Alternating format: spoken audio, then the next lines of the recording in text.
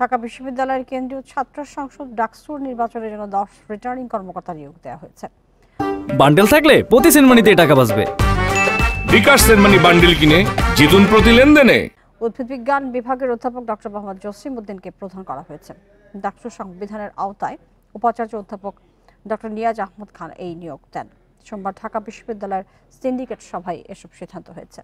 পরে সংবাদ বিজ্ঞপ্তি দিয়েছে বিশ্ববিদ্যালয় কর্তৃপক্ষ। নতুন বিধিমালায় ছাত্র সংসদের মূল লক্ষ্য ও উদ্দেশ্য উল্লেখ করা হয়েছে।